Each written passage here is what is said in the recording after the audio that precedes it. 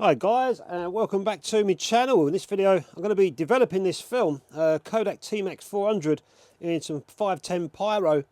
This is a film that I shot yesterday along with another film where I wanted to continue my looking up project. So this video is going to be about the project that I'm making at the moment, which has been ongoing for quite some time. If you guys have been following my channel, you'll know that I've been on this project for quite some time.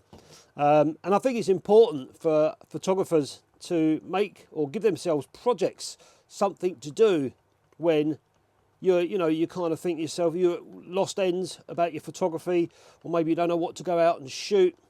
And you think to yourself, what am I going to take photographs of today? Well, it's quite simple when you've got an ongoing project. You can go and work on that. And that's exactly what I did yesterday with two cameras.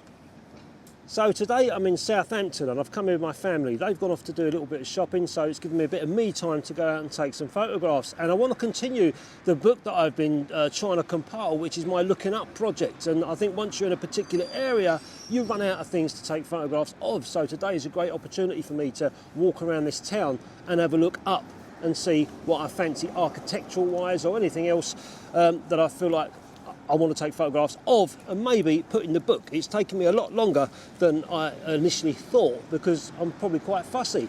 So I've brought out a couple of cameras with me today. I've brought out the Bessa camera, and with this I've got a nice ultra wide 12mm lens and a 25mm lens as well, so I can get some nice wide shots and nice wide angles looking up. And I've also brought out a Leica MP with a 50mm lens, so that's going to give me a little bit more closer variety. And both cameras have got Kodak Tmax 400 inside. So we'll have a walk around. I'll show you some of the compositions that I'm going to get, and obviously some of the photographs that I take. And you think this is the time of year, October time. Look at these leaves. It's a nice time to get loads of sort of autumnal photographs. But shooting in black and white just doesn't sometimes feel the same. So I'm literally just walking around and looking up, making sure that I don't bump into no one. But I'm literally walking around looking up and seeing what there is up there for me to take photographs of. Angles, compositions, lighting, the whole lot's coming together. See, there's a nice angle there. And I didn't even take a photograph. I don't like it. So I've not even seen these photographs yet, obviously, because I'm about to develop them. So in goes the Pyro. And I'll show you these as we go along, because later on I'll be able to cut these into the video and show you guys the photographs and the scenes I was taking photographs of. So hang on a sec, 1, 2, 3, 4. So I'm just doing my inversions to start this development off, and then for 10 minutes I'll just do 5 inversions every minute, just the normal way of developing. But I'm going to do this for 30 seconds first. Hopefully these will come out all right. I can show you guys the negs that I've got from yesterday's shoot.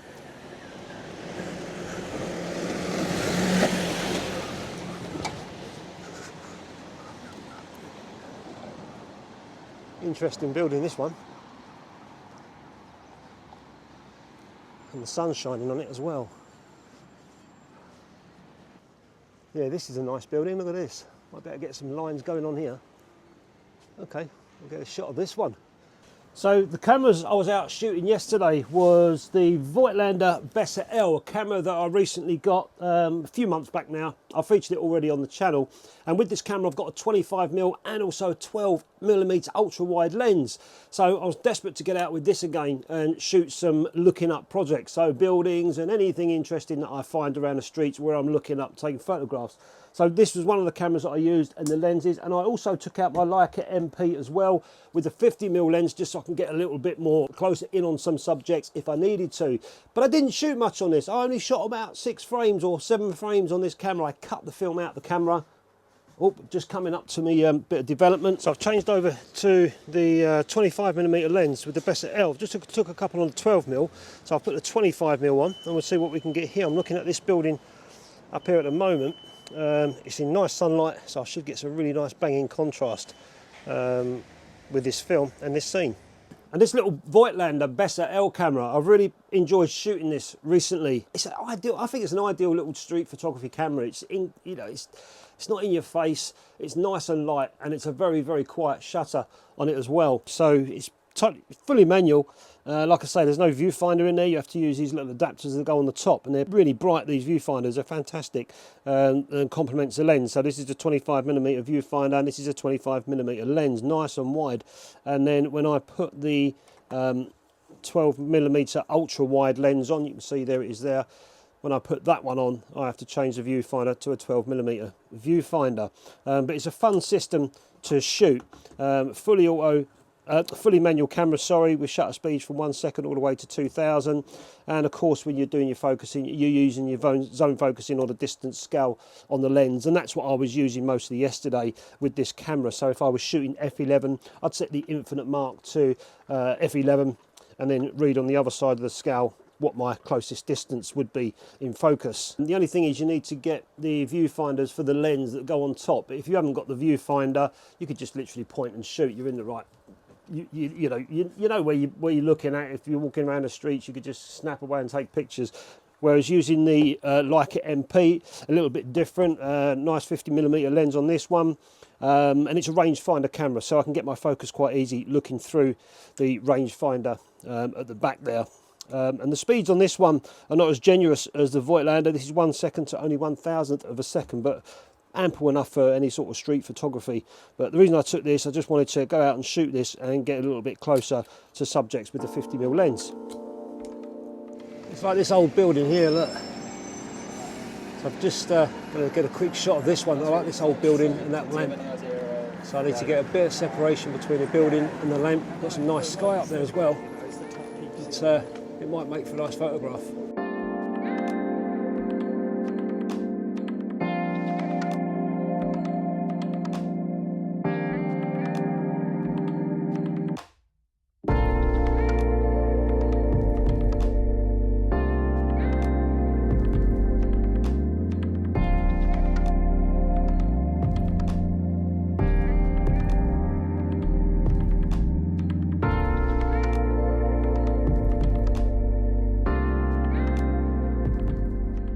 So I've put this GoPro on super wide, if you're wondering why I look really weird. No more weirder than normal. But I just love this old building here. And one day, I reckon this building is going to be gone. So getting photographs of it, I think is quite important. Some guys just said to me, "You're all right, mate?" I said, "Yeah, what are you doing?" I said, "Take a photograph of a rare seagull." I sort of looked a bit bewildered, but they was working in that building. I'm just looking all around it now. See behind me, there's a bus. Yeah. So I like these old buildings. You know, you've got all the modern stuff over there, but that's two a penny. These things are really cool. I've just come across this little alleyway here, a little bit of graffiti, but this stuff, you know, this is off the street now. So I just got a shot from behind these railings I thought might look nice. And then just to the left of me is this old building as well here. People never see this because they don't come off the street.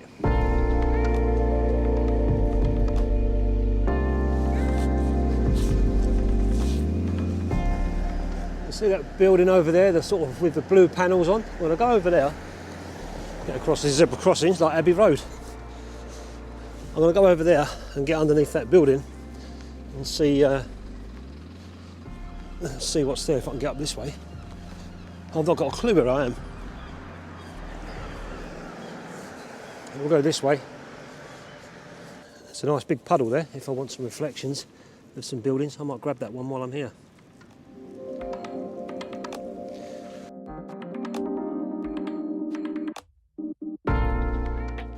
So here's that building there.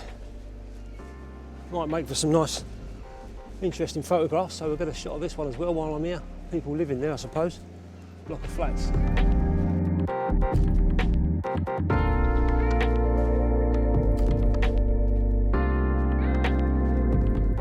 This could be a nice composition. I've come on the other side of those flats and I've got these buildings either side. An old pub over there. I've got these buildings either side with that wide 25mm lens. Let's have a go at that. So that's the development done. I hope these come out. Otherwise I won't have much to show you, will I? Let's get that stopped with just water, not stop bath. Because 510 Pyro gives a stain on the negatives, and I don't want to wash that away with any acidic stop baths, so that's why I'm using water from a stop.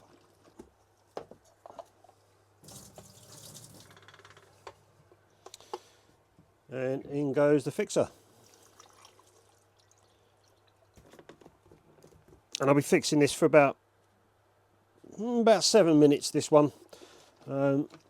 This fixer's been used a few times prior, so with Tmax films need a little bit longer fixing than your ordinary FP4s or HP5s. I love these old buildings. Look at this one here. Look at those lovely sash windows. So I'm going to get a photograph right down there underneath those railings and look up towards the window pane and get the railings in the shot. I've got these old telephone boxes here that I've just snuck down into this area so I can get a shot, hopefully trying to get those buildings out in the background. It's quite difficult with this camera.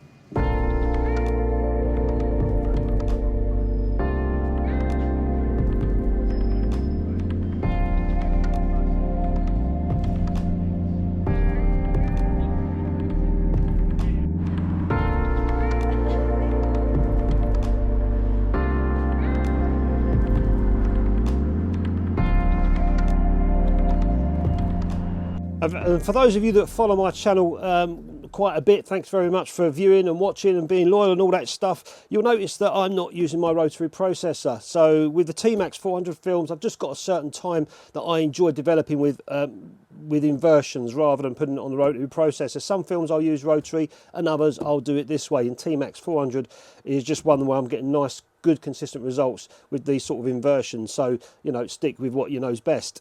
So that's the fixing done. By now you guys have already seen some of the results from this, I hope you have at least, from this film inside here. Just pouring out the fix out, it should be fully fixed. And now I'm going to put my washing water in. I'm in my dark room, so I'm going to do this for now and then go in the kitchen and finish washing it off the film.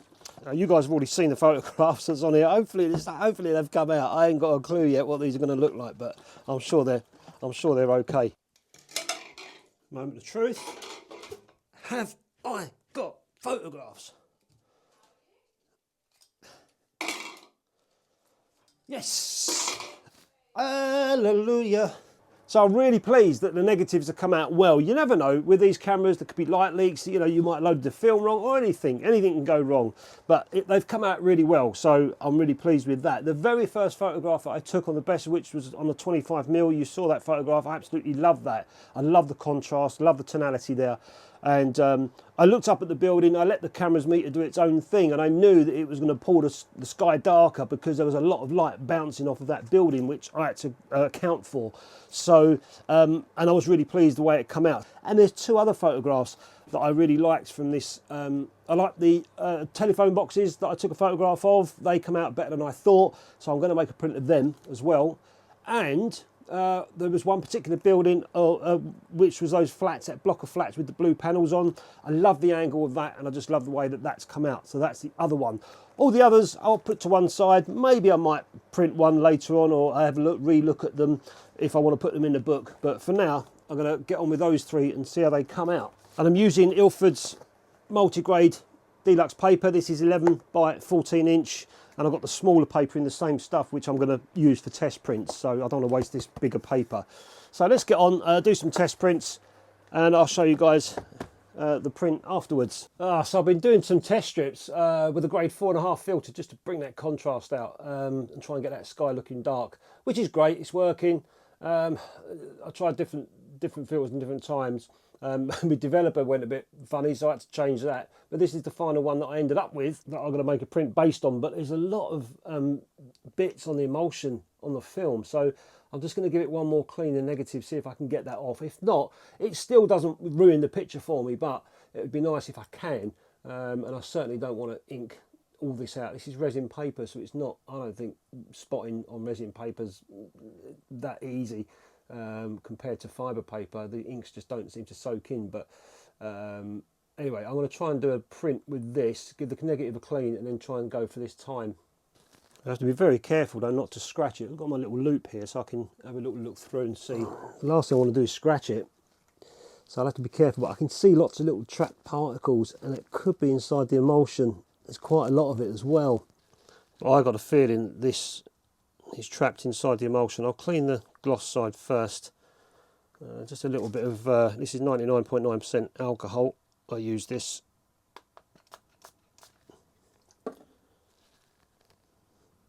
Just a soft rub over the top. Just do that twice. No, unfortunately it hasn't. So I'm going to print it anyway and see. Of course, the bigger I print, the more obvious any little marks like that become. So I'll try printing it and we'll see how it looks. But I do like the photograph, and if it's not that bad, it won't bother me. Just give it one little last rocket blow. Nothing on there. Put it in the enlarger and we'll see how it looks. That's good. It's very fine grain, this Tmax 400 in that 510 Pyro, even enlarged this size. So let's get a bit of paper under there and we'll give it a whirl, see what happens.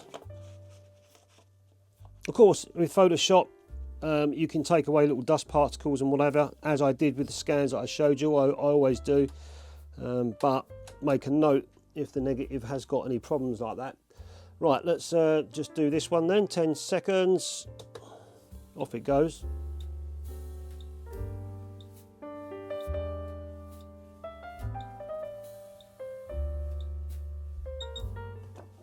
And it goes into the developer.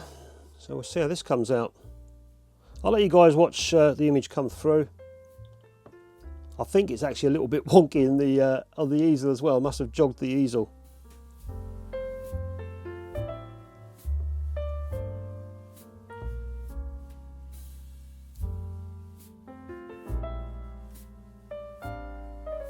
Yeah, it's a lovely photograph. I could print this on fibre and spot all those little bits out if I wanted to. It doesn't look that bad. I really like it. It doesn't look that bad.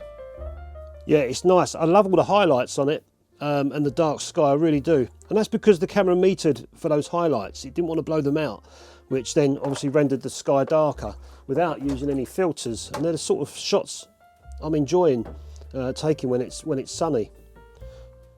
So this is in the stop bath now. We're now into the fix. Okay, so I'll give this a wash, guys. I'll hang it out and show you what it looks like. And yeah, let me know in the comments, what would you do with this print? Would you disregard the neg, or would you try and work around it? Because it's a nice photograph and it's one that I can't get back to so easy, particularly on a day like that, where it was nice and sunny at that time, where it was reflecting off the building. Yeah, unfortunately, this is not going to work for me. There's too much. Even to try and spot all that lot out, it would be a nightmare. I remember when I showed you the scan. Let's get it washed. I'll hang it out and show you. And there's the print there. It's a lovely print. I really love it as a photograph, but I've just got too much trapped inside that emulsion. And I was really careful with these when I hung them out. So maybe someone's gone in the bathroom as the negs were hanging and kicked up some dust, and it's trapped itself on the negative. But all is not lost. I did a digital scan, which I showed you guys. I did see this on that, and I took them out for the sake of the video and for my sanity, looking at it as a photograph without these dust marks. So all is not lost. I can still inkjet print this negative if I want to, but I'd much rather get a film print. And it's a lovely photograph. You can see, I remember looking up, and at the time I waited for this plane to come across. So I waited for a little bit for the plane to get sort of arcing round, and then I took the shot. And the highlights are beautiful. I could print this on fibre and then touch it up with some dye, little tiny spotting all over the place, which is a possibility, which I might try. But it's a shame that I can't.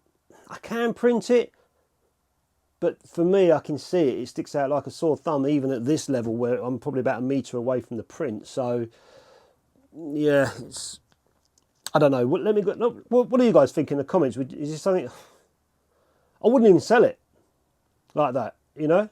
So, The others will be fine, I hope. But I did say it would be a tricky print because of the sky.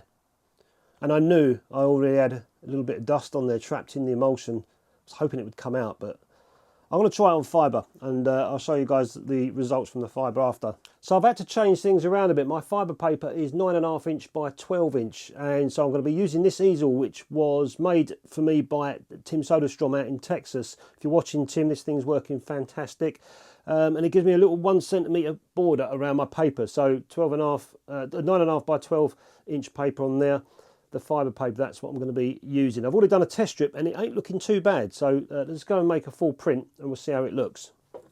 Just make sure I'm tickety-boo on the focusing. And the bottom of the image, I'm just going to dodge a little bit down the bottom so that becomes a bit whiter, those panels. Let's see how we get on. And this is magnetic, so this is the frame here. So I'll place my paper on.